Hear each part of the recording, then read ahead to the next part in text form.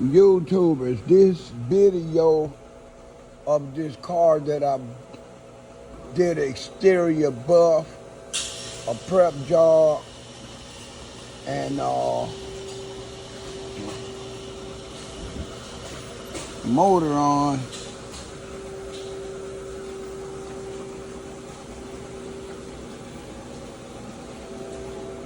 You know, I had a YouTuber make a comment on my page about my buffing technique. Yeah, he said it was the worst buffing technique he ever seen. Now, it was something he said made a little sense. He said that I didn't leave my buffer pad and buffer on the body. Hey. I give it to you. The exterior body flat, right? Okay, when I first started buffing cars in '79, they told me the same thing. But here's the catch, and this is why I'm doing this video. All cars got body lines. The last 6 years I've been doing 98% of the cars I do are BMWs. BMW's body lines is different than any other car other than BMW, right?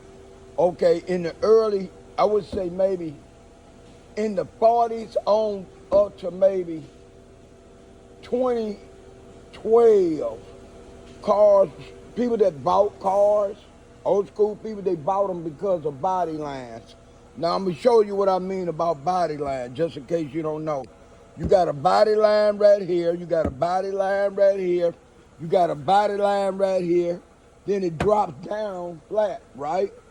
If you go over here, you got a body line that runs straight across and separating the hood. Then you got another body line right here. You come right here, see how the scratches in there that I worked on? You got another body line.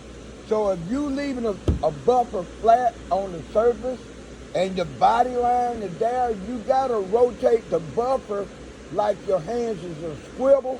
The buffers ain't made to swivel like this here, right? So you gotta move your hands to not burn the paint, because if you leave it right here too long, you buffing it, and you ain't washing this body line over there, you could burn it. I know, because I've done it when I first started buffing, right? So if the surface is flat like this, yeah, you leave the buffer flat. But if the body lines tell you to do something else with the buffer, that's what you gotta do. If you don't, you're gonna mess with the paint. So he ended up making himself sound ignorant. But I understand what he's saying, because I was told that too. Nobody explained to me about the body lines on the car. That was something I learned late in life. When I was at Lithia Dodge in Renton, when Lithia owned Dodge, it was an old car man there. He was a GM, and he was older than me. And I was doing a Monte Carlo, or 72 Monte Carlo. And he came, looked at the car, he walked around the whole car, and he was doing what I just did, showed you. All the damn body lines, and he told me body lines made the car back then.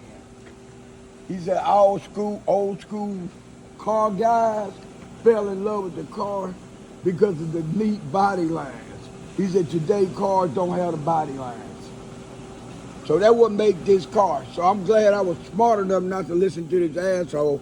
It kind of pissed me off, even though I understand why he said it, because I was told the same thing.